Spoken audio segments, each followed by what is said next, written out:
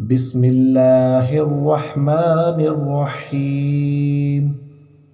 السلام علیکم ورحمۃ اللہ وبرکاتہ۔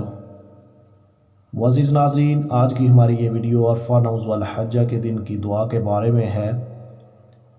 رسول اللہ صلی اللہ علیہ وآلہ وسلم نے ارشاد فرمایا، دعاؤں میں بہترین دعا عرفہ کے دن دعا ہے، اور بہترین بات وہ ہے جو میں نے اور مجھ سے پہلے انبیاء اکرام نے کہی، اور وہ یہ ہے، لا الہ الا اللہ وحدہ لا شریک لہ لہ الملک ولہ الحمد وہو علی کل شیء قدیر۔